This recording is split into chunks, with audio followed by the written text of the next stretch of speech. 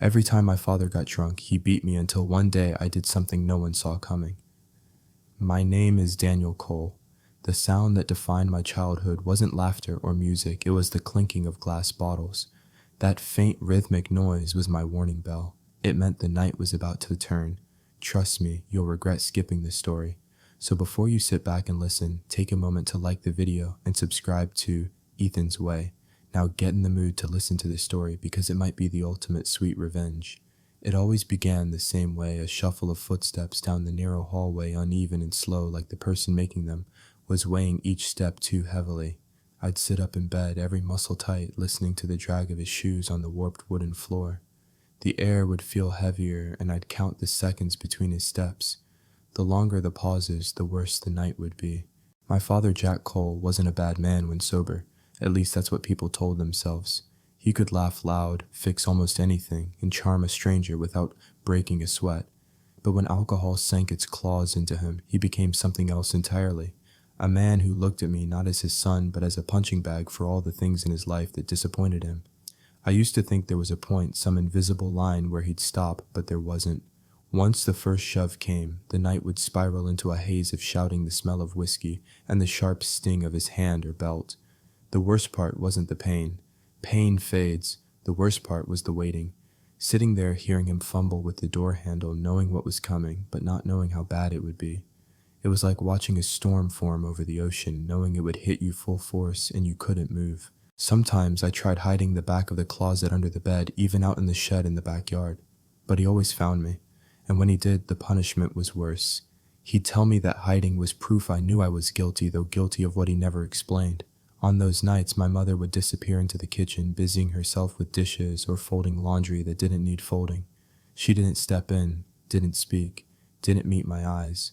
I don't know if it was fear or denial, but I learned early that I'd be facing him alone. When I was 10, I started memorizing the sounds of his drinking. The clink of the first bottle wasn't so bad. The second meant his voice would start to rise. By the third, his words slurred. By the fourth, his body swayed and his eyes glazed over. That was when I knew I was in trouble. One night, I made the mistake of talking back, not even much, just a muttered, "You're drunk, Dad," when he accused me of stealing from his wallet. The next thing I knew, I was on the floor, my lips split open. He didn't even notice the blood. Lying there staring at the pattern of the old rug, I realized something important. Tears made it worse. The more I cried, the more he seemed to feed off it. That night, I swallowed my sobs, pressing my sleeve to my lip, and made myself a silent promise. One day, I'd stop this. One day, I'd make sure he could never do it again. At that point, I didn't know how.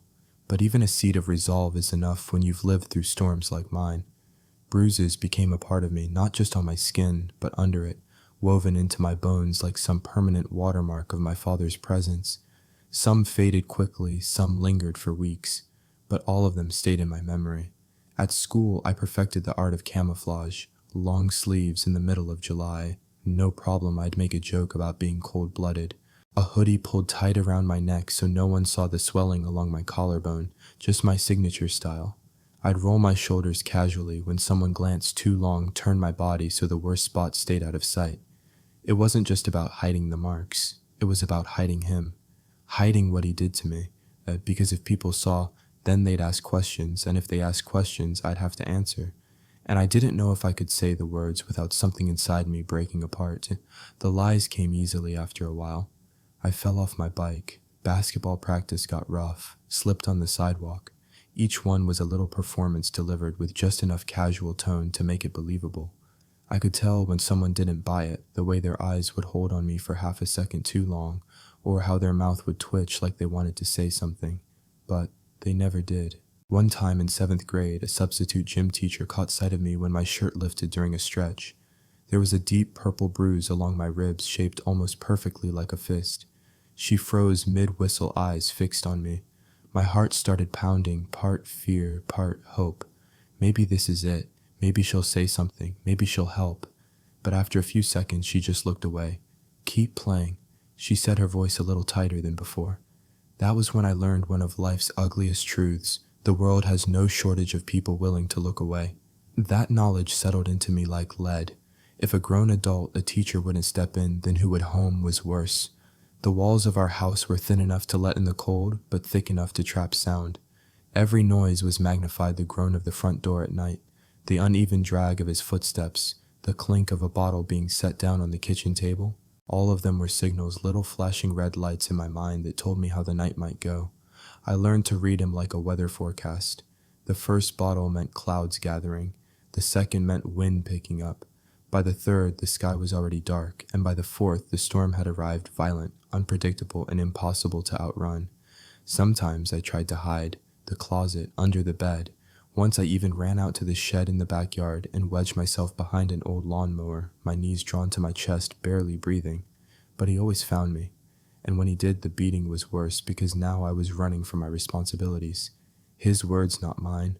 I don't think he ever saw me as his son in those moments.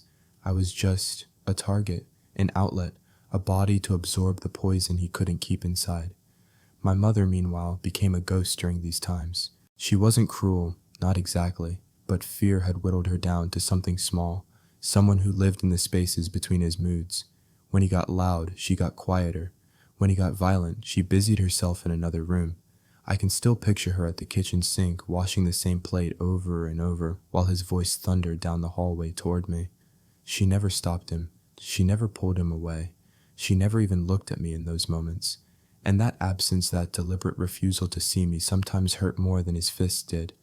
There were moments when I almost told someone. My best friend Mike once caught me wincing when my backpack strap pressed against my shoulder. "You good, man?" he asked. His voice was easy, but his eyes weren't. For a second, I wanted to spill everything, to tell him about the bottles, the footsteps, the bruises that bloomed overnight. But instead, I forced a laugh. "Yeah, I'm fine. Because here's the thing, once you say it out loud, it's real. And once it's real, you have to deal with it. And I wasn't ready for that. So I escaped in other ways. In my head, I built a different life one, where I lived in a small apartment with my own key, where I came home to quiet instead of chaos, where my skin wasn't a patchwork of pain. Sometimes in those daydreams, I'd be older and stronger, looking him in the eye and watching him flinch for a change. But those were just fantasies. Back then, I didn't believe I had any power. I was too small, too young, too trapped inside the orbit of his moods. Still, something inside me kept score. I couldn't help it. Every shove, every slap, every night I smelled whiskey on his breath. As he shouted in my face, I logged it away deep in my chest like a ledger. The human mind has a way of protecting itself. For me, that meant imagining a future where I could repay every single debt in that ledger, where I wouldn't have to cry or beg or hide because I'd be the one holding the power. That thought scared me sometimes. It wasn't about violence, at least not exactly. It was about control, about finally being able to decide how the night would go. One evening stands out more than most. I was 13 and he'd been drinking since noon. By dinner, he was leaning against the table, pointing at me with the neck of his beer bottle. "You think you're better than me, boy," he slurred. I didn't answer. I'd learned that silence was safer, but this time my silence seemed to enrage him more. He shoved the chair out of his way and grabbed my shirt, pulling me so close I could see the red lines in his bloodshot eyes. His breath was heavy hot with alcohol. That night he didn't just hit me. He shoved me into the wall so hard my head rang for hours afterward. I remember lying in bed, staring at the ceiling, my ears buzzing and feeling something shift inside me. Not physically, deeper than that. That was the night I realized crying made it worse. The night I understood that my fear fed him somehow, and so I stopped giving it to him.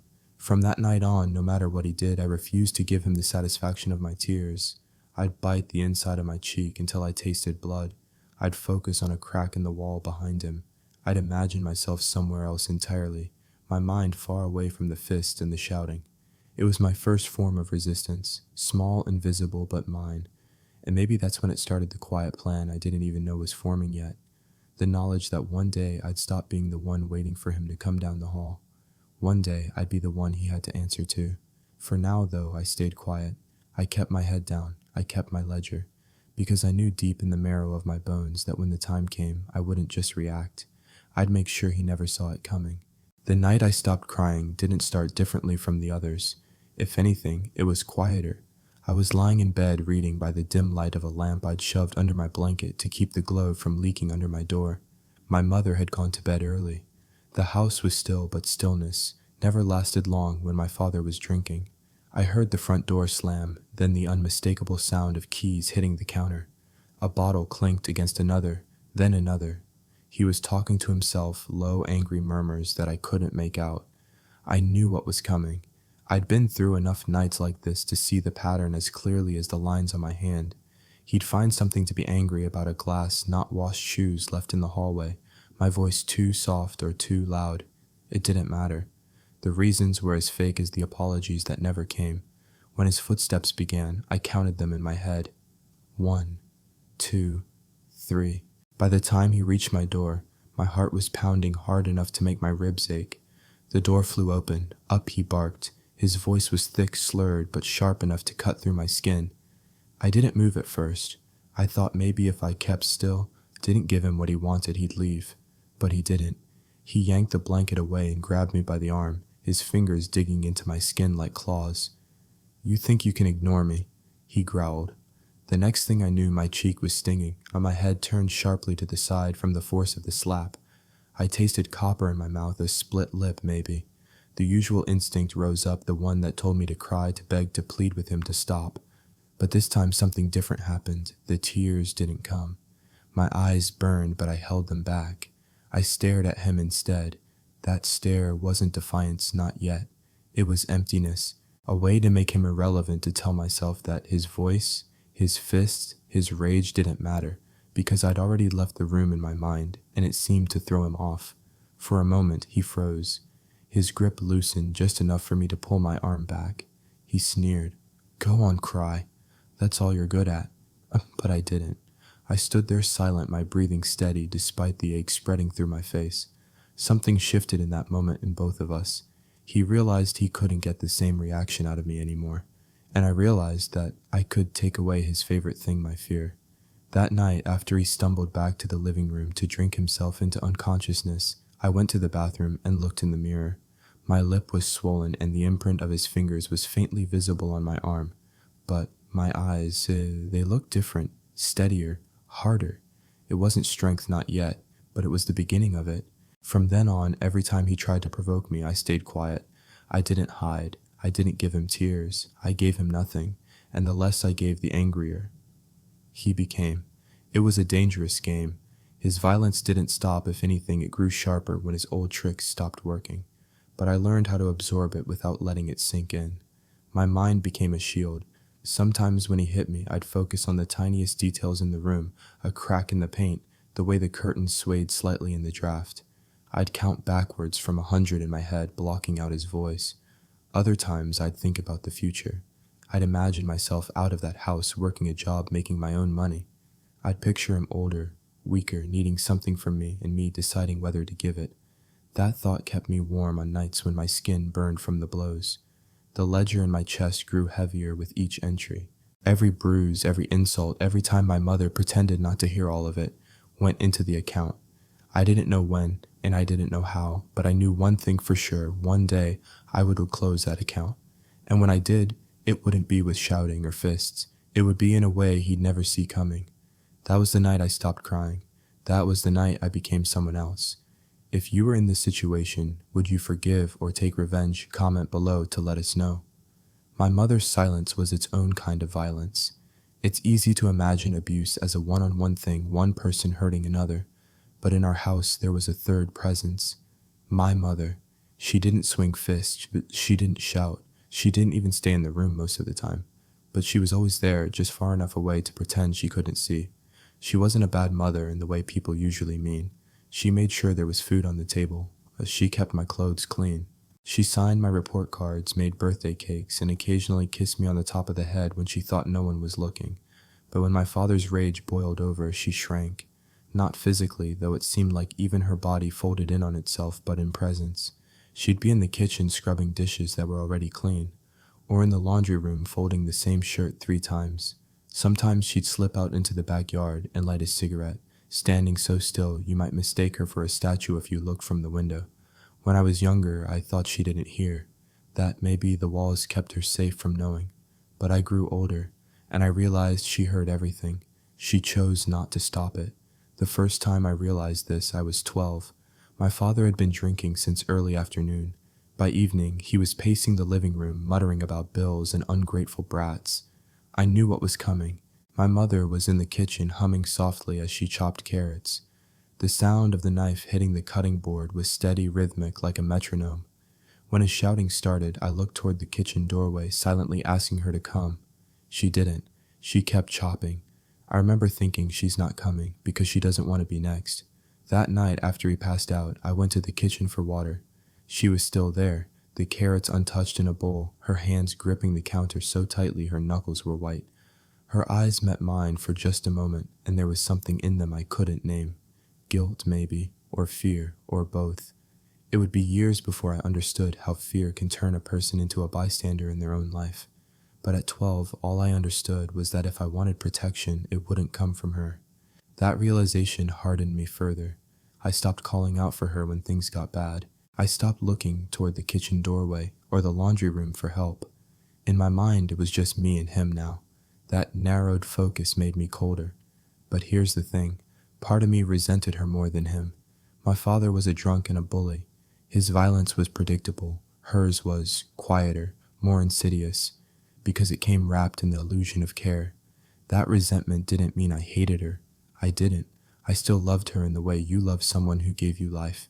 But that love was laced with something bitter, the knowledge that she had chosen her own safety over mine. By the time I turned 16, I had stopped trying to earn her protection. Instead, I started thinking about how to protect myself. That was when I began going to the gym. I told her it was for sports, but the truth was I didn't play on any team. I lifted weights, ran on the treadmill, learned how to plant my feet so no one could move me unless I let them. I didn't plan to fight him, not yet, but I wanted to know that if the day came, I could. I also started spending more time out of the house, late shifts at a gas station, helping a neighbor with his lawn care business, anything to avoid the hours between my father's second and fourth drink. My mother never asked why I was gone so much. Maybe she was relieved. Maybe my absence made the nights easier for her. On the rare occasions when we sat together, usually over breakfast before my father woke up, she'd talk about safe topics, the weather, what was on sale at the grocery store, a cousin who just had a baby. But she never asked about the bruises, never mentioned the nights she must have heard. Once, I tested her. I came to the table with a dark mark along my jaw, the result of him shoving me into the doorframe. I didn't try to hide it. I wanted to see what she'd say. She looked at me, her eyes pausing for just a second too long. Then she poured herself coffee and asked if I wanted toast. That was my answer. And something inside me settled after that. I stopped expecting her to change, stopped waiting for her to finally stand between me and him. I accepted the truth she wouldn't. It's a strange kind of freedom accepting that someone won't save you, because once you stop waiting for rescue, you start thinking about escape. I didn't know what form mine would take yet, but the idea of it began to take shape in my mind a day when I would walk away from this house from both of them and never look back. My mother would keep cooking, keep folding laundry, keep humming in the kitchen. My father would keep drinking, and I'd be gone. And one day I decided I wouldn't just be gone. I'd be somewhere they couldn't reach, not for money, not for comfort, not for anything. I'd build a life so far removed from theirs that the sound of a bottle clinking would be nothing but a ghost in my memory. The thing about growing up in silence is that it teaches you to move quietly, to plan in shadows. I didn't talk about it. I didn't even write it down. But every choice I made, every hour I worked, every dollar I saved, every mile I ran at the gym was moving me closer to that day. They didn't see it happening. Neither of them did. My mother was too busy avoiding the truth, and my father was too busy drowning in whiskey. And that was fine. The less they saw, the better. Because when I finally left, I wanted it to be the one thing they never saw coming. By 16, the fear that had ruled my childhood had begun to lose its grip on me. Not because my father had changed, he hadn't. If anything, his drinking had gotten worse, the eruptions more frequent, the slurs more venomous. But something in me had shifted. It wasn't bravery exactly. It was more like a quiet, deliberate preparation, a building of myself from the inside out. I didn't just go to the gym for the sake of it. Every curl, every squat, every lap on the track was part of a blueprint I was sketching in my mind. Not for a fight, not yet, but for readiness. I wanted the kind of strength you could carry in silence, the kind that didn't need to be flaunted, but could be summoned when the moment came. That moment came closer than I expected one winter night. It was late, and the wind rattled the thin windows in my room. I was lying on my bed scrolling through my phone when I heard the familiar thump of the front door against the wall. The sound was sharp, the way it always was when he came home drunk enough to forget to close it softly. I could tell by the heaviness of his steps that this wasn't an average night. His movements were less controlled, his muttering louder.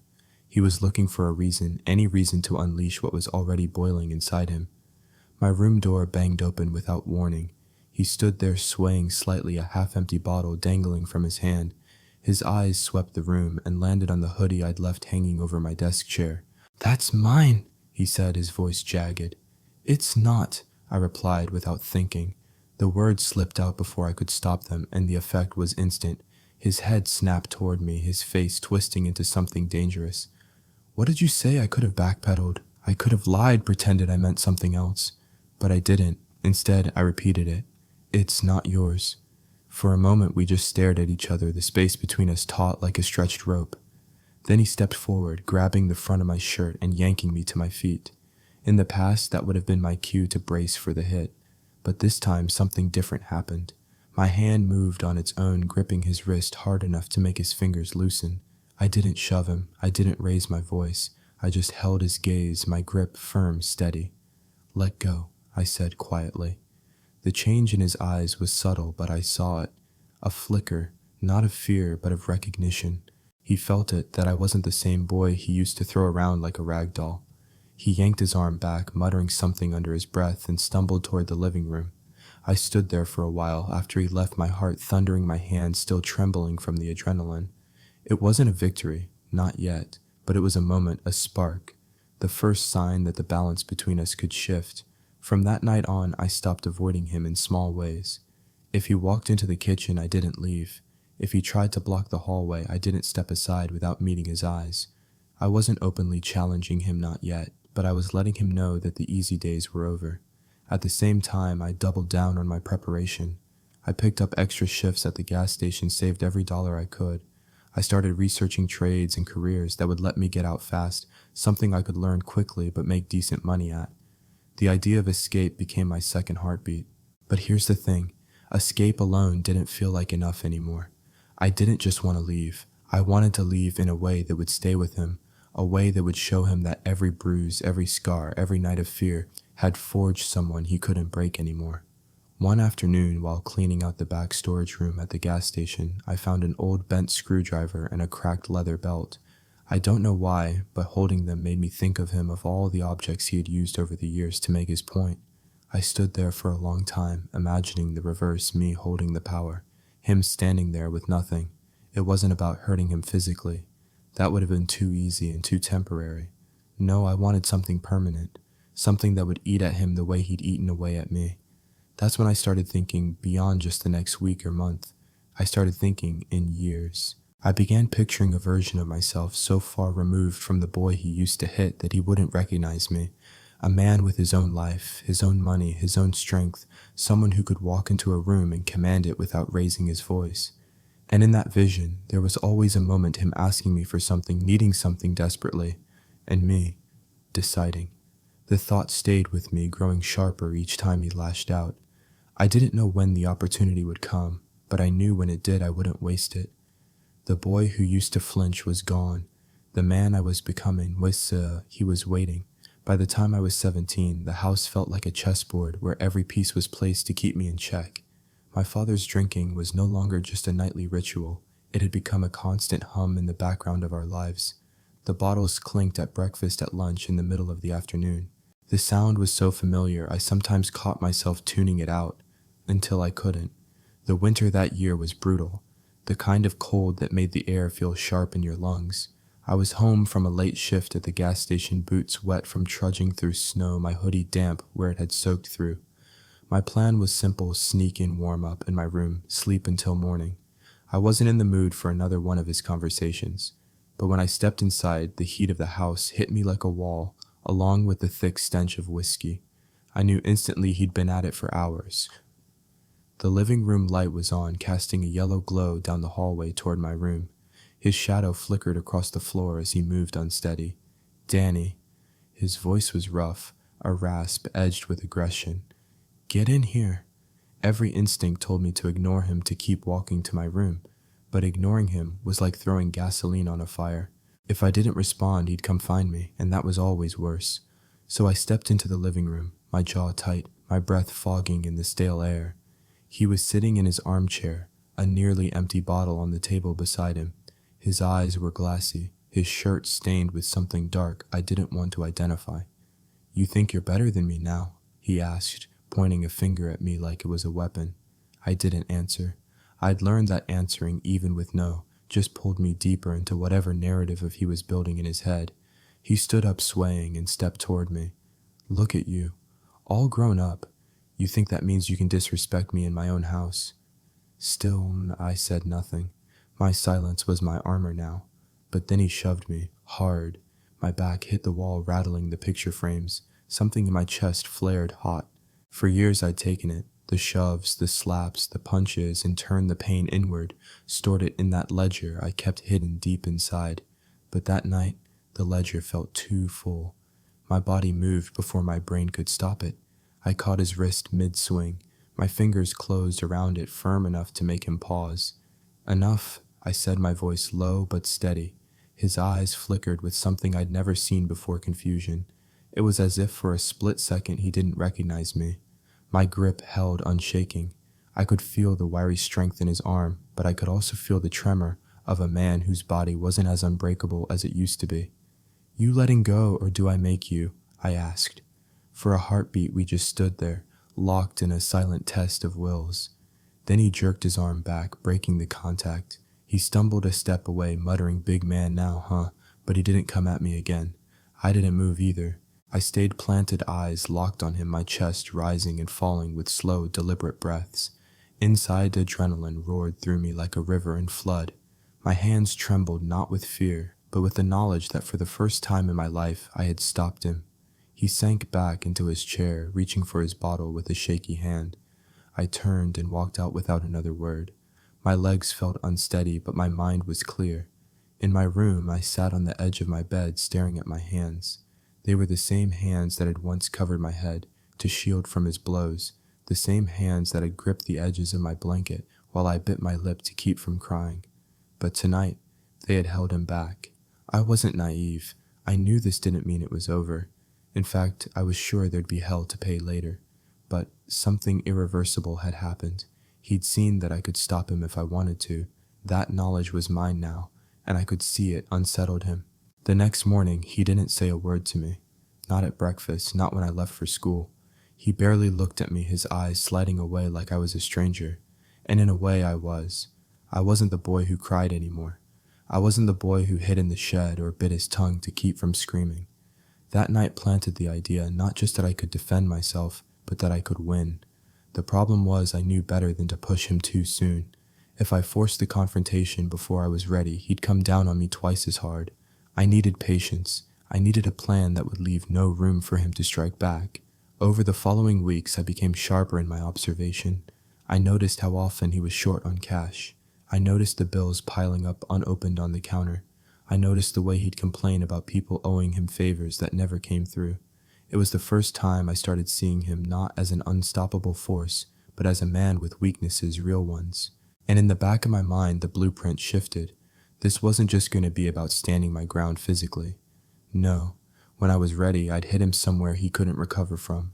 Not with fists, with something far more lasting. The night I caught his wrist was a turning point, not because I'd won in any real sense, but because it cracked something open in my head. I had looked into his eyes and seen that flicker, that tiny flash of uncertainty, and I couldn't forget it. For the first time, the balance between us had shifted, even if only by an inch. That inch was all I needed to start thinking bigger. Up until then, my ideas of freedom had been simple: leave, disappear, start fresh somewhere far away. But that would have left him with the same warped version of reality he always lived in. He would have told people I'd run off because I was ungrateful. He would have painted himself as the victim spinning lies until he almost believed them himself.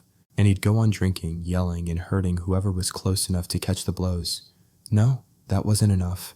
If I was going to get free, I wanted it to mean something.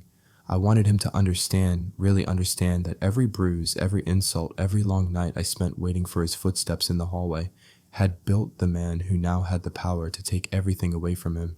That's when the plan began to take shape. It started as fragments, little thoughts I'd jot down in my head. He relies on people to bail him out. He doesn't manage his money, he's burning bridges faster than he can build them. The more I paid attention, the clearer the pattern became. My father wasn't some immovable giant. He was a crumbling structure held together by other people's support. And if that support disappeared, he'd collapse. I knew I couldn't dismantle him overnight. If I moved too fast, he'd sense it and push back. So I decided to play the long game. Step 1 was simple: build my own life separate from his. I worked extra shifts at the gas station, then picked up part-time work at a local body shop on weekends. The shop wasn't glamorous. The air was heavy with the smell of oil, and my hands were always cut up from handling tools, but I liked it. More importantly, it paid well enough for me to start stacking real money.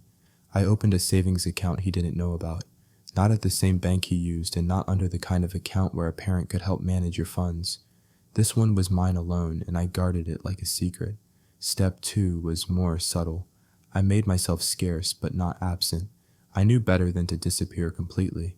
If I cut contact too soon, he'd just adapt to life without me. Instead, I kept enough presence to remind him I existed, and that I was doing better than he was. It was small things at first, showing up to family gatherings in clean clothes and a steady posture while he slurred his way through conversations, and talking about work in a casual way that hinted I was making more money than he thought, keeping my tone polite but detached when he tried to needle me. Step 3, the most important, was patience. This wasn't going to be the kind of revenge you could post about or brag over a beer. This was going to be quiet, deliberate, the kind that didn't just hurt in the moment, but stayed with a person for years. It helped that I had an unexpected teacher in all this, an older man at the gym named Ray. He was in his 50s, built like a retired boxer with scars on his knuckles and a way of speaking that made you listen. He'd noticed me one day when I was working the heavy bag and asked if I'd ever boxed. I shook my head. "Doesn't matter," he said. "You've got something in your eyes." We got to talking after that. I never told him the full story, but he knew enough. One afternoon, as we were cooling down after a workout, he said something that stuck with me. The best revenge, he said, isn't knocking someone down. It's making them need you more than you need them, and then deciding they're not worth saving. It was like he'd reached into my head and pulled the plan out whole. That was exactly what I wanted. I didn't just want to be free from my father. I wanted him to feel the loss of me in his bones. Over the next year, I quietly built my independence. I got certified in auto repair, started taking on more hours at the shop, and eventually my paychecks doubled. I moved into a small apartment above the shop, furnished it with secondhand finds, and kept it spotless. It wasn't much, but it was mine, and that made it everything. I didn't announce the move, I just did it. My mother found out through a cousin, and she called me one afternoon, her voice trembling. "Your father wants to know why you didn't tell him." I almost laughed. The idea that he thought he deserved to know anything about my life was absurd. "Tell him I'm busy," I said, and I meant it. I saw him less and less after that. When I did, the years were starting to show on him. The whiskey had bloated his face and his hands shook slightly when he reached for things. He still had the bark, but the bite was duller now, not because he'd softened, but because the life he'd chosen was slowly hollowing him out. And I waited. I waited for the moment Ray had told me about. The moment when my father would find himself backed into a corner, no one left to call, and he'd come to me. When that moment came, I would be ready. The moment didn't come all at once. It crept in slow and quiet, like the way winter sets in before the first snow. At first it was little signs. My father's work hours started shrinking. He'd spent his life doing construction, the kind of work that's unforgiving when your back starts to give out and your reflexes aren't as quick as they used to be. One day, I heard from a guy at the body shop that my father had fallen off a scaffold. Nothing too serious, a sprained wrist and a bruised rib, but enough to keep him off the job for a couple weeks. If this had happened years ago, he would have bounced back fast. But now, he didn't. When he returned, the jobs came slower. Fewer people called him for work. Word travels fast in a small town, and contractors don't want to deal with someone who's unreliable or drunk by lunch. I wasn't surprised when I got a call from my mother one night. "Your father, he's having a hard time keeping up with the bills." Her voice was hesitant, like she was testing the waters. "If you could maybe stop by." "No," I said before she could finish. There was a pause on the other end. "You don't even want to know what's going on." I wanted to tell her I already knew what was going on. I'd seen it happen to men like him my whole life, tough guys who thought they'd never break, until life wore them down to nothing. But I didn't say that. "I'm busy," I said, and I hung up. That was step one, not making it too easy for him. Step two came a few weeks later when I ran into him at the grocery store. He looked older, not just tired, but aged. His hair was thinner, his shoulders hunched. He had a pack of beer in his cart, along with a loaf of bread and a couple cans of soup. "Danny," he said, trying to sound casual. "Dad." I nodded. We stood there for a second, the hum of the freezer behind us filling the silence. I could feel him sizing me up, trying to decide how much pride he could afford to lose. "Work's been slow," he finally said. "Real slow." I raised an eyebrow, waiting.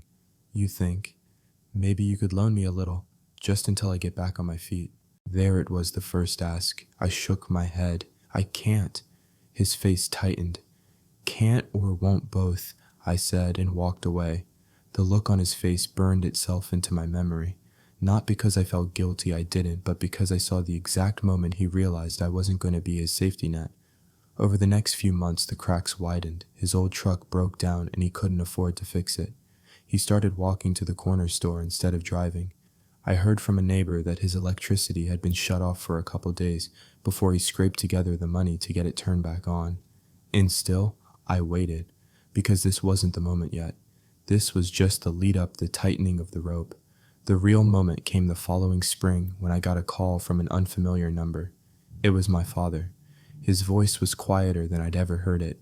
"I need help," he said. "What kind?" I asked. "I'm gonna lose the house," he admitted.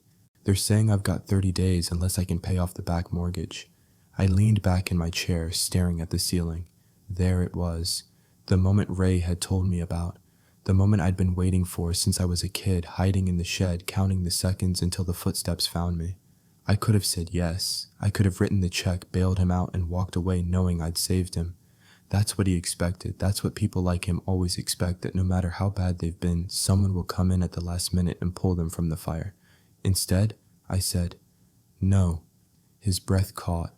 "No, you don't even want to think about it." "I've been thinking about it for years," I told him. "Every night you came down that hallway, every time you raised your hand, every bruise, every time Mom stood in the kitchen pretending she couldn't hear." Silence. "You taught me something," I said finally. "When someone hurts you, you don't owe them a damn thing." I could hear him breathing on the other end, shallow and uneven. "You're really gonna let me lose everything?" "Yes." And then I hung up. I didn't feel the rush of triumph I'd expected. It wasn't like in the movies where the music swells and the camera fades to black. It was quieter, colder, but it was also final. Because for the first time in my life, he needed me more than I needed him. And I decided he wasn't worth saving. The call ended, and the silence in my apartment felt different than it usually did. Most nights I cherished that silence, the absence of footsteps in the hall, the absence of the sharp sting of his voice cutting through the walls. But now it felt heavy, like the echo of something I'd waited years for had finally settled into the room with me. I didn't expect him to take my no quietly. My father was not a man who handled being refused, but I also knew he didn't have many options left. His brothers had long since stopped answering his calls. His drinking buddies were as broke as he was. My mother, well, she might still scrape together what she could for him, but she didn't have much to give. For the first few days I heard nothing. Then a neighbor from our old street called me. She didn't waste time on small talk. "Your dad's been knocking on doors, asking to borrow money. People are saying he's desperate." I thanked her, hung up, and sat there for a long while. I pictured him going house to house, wearing down what little pride he had left, telling whatever version of the story made him look least at fault. I knew the look. He'd have shoulders hunched, voice, low eyes, darting like he was afraid of being overheard. Part of me thought I might feel bad, but I didn't. Not yet. A week later, I drove past the old house. The grass was knee-high, the paint peeling worse than I remembered. The truck was gone, probably sold for a fraction of what it was worth. The blinds in the front window hung crooked, and there was a pile of unopened mail stuffed into the doorframe. I didn't stop. I didn't knock. I just kept driving. By the end of the month, I heard from my mother. "They're taking the house," she said, her voice flat. "He's got until Friday to get out." I asked her where she was going to live. "With my sister," she said. "She's got a spare room." "And him?" She was quiet for a moment. "He says he'll figure it out." That was her way of telling me he had nowhere to go. I thought about all the times I'd been 12, 13 years old lying on the floor of my room because I was too dizzy from a hit to stand. I thought about my mother standing in the kitchen humming to herself while I waited for the storm to pass. I thought about the ledger I'd kept in my head all these years, every bruise, every insult, every slammed door, and I realized this was the payment coming due. That Friday, I happened to be in the neighborhood again. I slowed as I passed the house. My father was outside, standing on the porch, surrounded by a few trash bags and a busted suitcase. He looked smaller somehow, not just thinner, but diminished. His shoulders weren't squared like they used to be, and his head was tilted down, like the weight of the past month had finally settled on him. For a second, our eyes met. There was no fire in his expression, no sharp edge of anger, just something hollow. I nodded once, not in greeting, not in sympathy, just an acknowledgement, a silent "I see you. I remember everything." He didn't wave. I kept driving. Over the next several weeks, I caught bits and pieces of his situation through other people. He was staying in a rundown motel on the edge of town, the kind with a flickering neon sign and rooms that smelled like cigarettes, no matter how much you scrubbed. He picked up odd jobs when he could, but they barely covered the cost of the room, let alone anything else. One night, I passed the motel on my way back from the shop. I saw him sitting outside, hunched over a bottle wrapped in a brown paper bag at his feet. He didn't see me, and for the first time in my life, I didn't feel the need to make myself unseen. I wasn't the kid hiding in the shed anymore. I wasn't the boy counting the seconds between his footsteps. I was the man driving past the man who had built something he couldn't touch. But here's the thing. They don't tell you about revenge. It doesn't feel like fireworks. It's not loud or showy. It's quiet. It's watching the person who once had control over you lose everything and realizing they have no power, left not even the power to make you feel anything for them. I thought I'd feel satisfied. Maybe I did in a muted way. But more than anything, I felt done. Like the ledger I'd kept all these years had finally been closed. The debt was paid. The next time I saw my father face to face, it wasn't by accident. I'd been hearing for weeks that he was getting worse, thinner, drinking even more, drifting between temporary jobs and sleeping wherever he could. A neighbor said he'd been seen at the church soup kitchen, sitting alone at the corner table, eating slowly, like he didn't want to finish too quickly. I kept telling myself I didn't need to see him, that I'd already made my point, but deep down I knew there was still one thing left between us, something I'd carried for too long to leave unsaid. So one cold evening, I drove to the motel where I knew he was staying. The place looked even worse, up close, cracked pavement in the parking lot, peeling paint on the doors, and a vacancy sign that buzzed faintly in the wind. I found his room easily. The curtains were drawn, but I could see the dim flicker of a TV through the gap. I knocked twice. It took a long time for the door to open. When it did, he stood there in a stained t-shirt and worn sweatpants, looking like a shadow of the man I'd known. His eyes were bloodshot, his face lined in a way that made him seem 20 years older than he was. "Danny!" His voice was hoarse. "What are you doing here?" I wanted to talk. He hesitated, then stepped aside. The room smelled faintly of mildew and stale smoke. There was an empty bottle on the table, and the TV was tuned to some low-budget sitcom no one was watching. I didn't sit. I stayed standing, my hands in my jacket pockets. He sat on the edge of the bed, watching me like I might disappear if he blinked too long. "You asked me for help a while back," I started, "told me you were going to lose the house." He nodded slowly. "I remember, and I told you no." His mouth twisted into something that might have been a bitter smile. "Yeah, you did. I didn't tell you why," I said.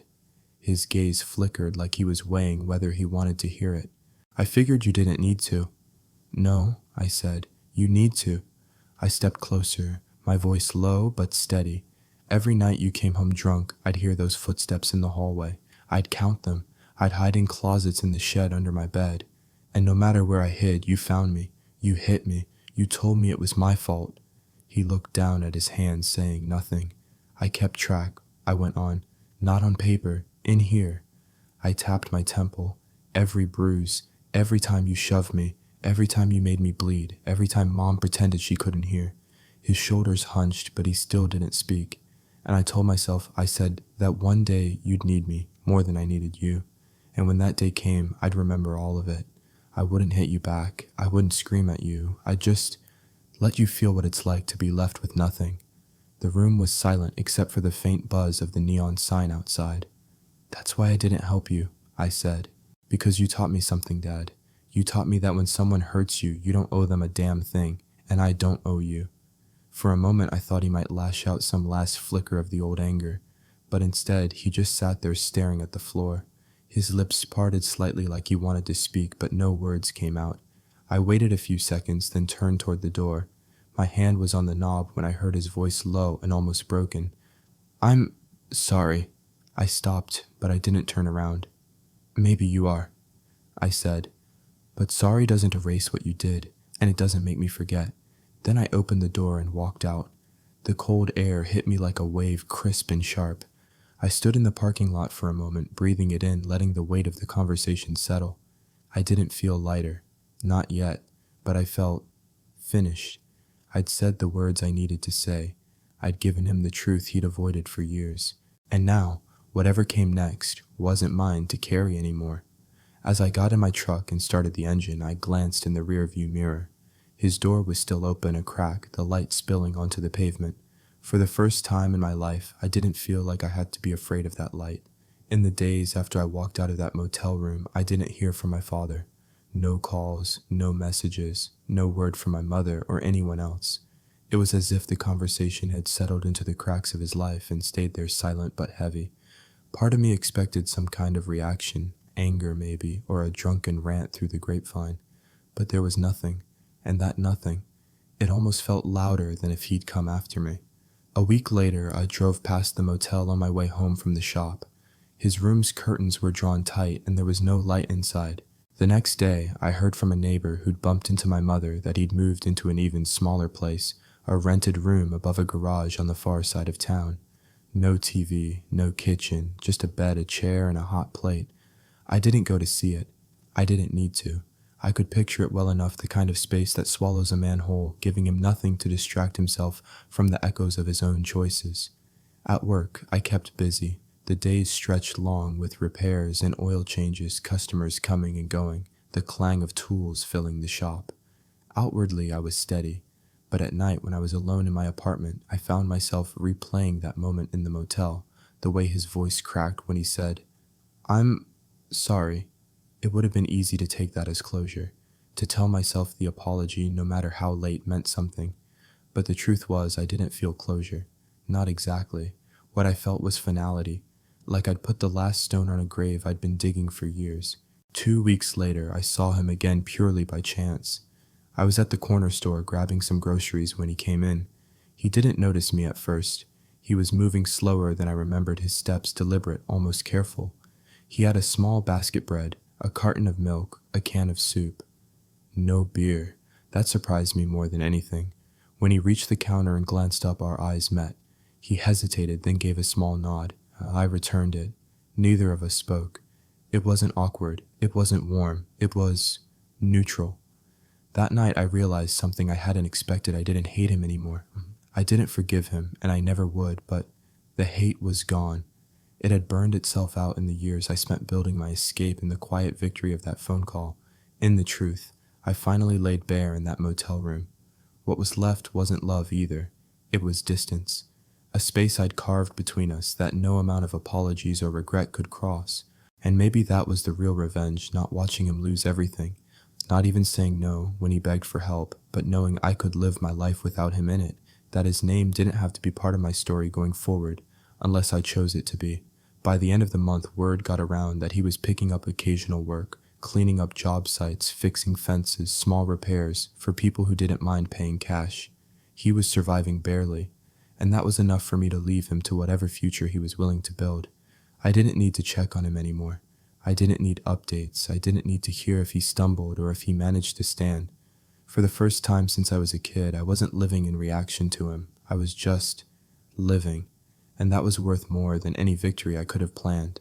Months passed without a single word between us. In the beginning, I noticed the absence the way I no longer had to brace myself for a phone call from my mother or an unexpected knock at my door. But over time, that absence became the default, the quiet normal I'd once thought was impossible. Life filled in the spaces where fear used to live. I threw myself into work, started taking on bigger projects at the shop, even began saving toward opening a place of my own someday. My apartment, small, warm, and entirely mine, became a space where I could breathe without glancing at the door every few minutes. Every so often I'd hear about him from someone else, a passing mention at the grocery store, a muttered comment from an old neighbor. The reports were always the same. He was still working odd jobs, still living in that cramped rented room, still drinking, though maybe less than before. I didn't ask questions. Whatever he was doing now wasn't my business anymore. But one night, as I sat on my couch with the TV on low, I found myself thinking about that motel room, about the way his eyes had dropped to the floor when I told him I didn't owe him anything, about the crack in his voice when he said, "I'm sorry." For years I'd imagined my revenge as this explosive moment, a dramatic payoff that would leave me feeling powerful, vindicated. The truth was quieter. Revenge, I realized, wasn't about that one moment at all. It was about the years I'd spent building a life that couldn't be touched by his hands or shaped by his anger. And maybe the most unexpected part was this: I didn't carry him with me anymore. He wasn't in the background of every thought, every decision. I didn't measure my days by how close or far I felt from his shadow. That freedom was worth more than anything I could have taken from him. Sometimes late at night I wondered if he thought about me, if he replayed those words in his head, the way I'd once replayed his footsteps in mine. I wondered if in the quiet of that small rented room he ever wished he'd done things differently. But whether he did or didn't, it didn't change my life. One afternoon, I was walking back to my truck after grabbing coffee when I saw him across the street. He was carrying a grocery bag head down against the wind. For a split second, I considered crossing over, saying something not to reconnect, but to acknowledge. Instead, I stood there watching him disappear down the block. Because some stories don't need a second ending. Some things are finished the first time you close the door and walk away. Back at my apartment, I sat down at the kitchen table, the sunlight spilling across the floor, and realized I'd reached a place I'd never thought I'd get to, a place where my father's choices no longer had the power to decide the shape of my life. I had my work, I had my own space, I had my peace, and I intended to keep it. So if you've been carrying your own ledger, if you've been waiting for that moment to balance the scales, know this: sometimes revenge isn't about taking something from them. Sometimes it's about giving yourself back everything they took. Because the moment you stop letting them write your story is the moment you win. And that's the ending I chose.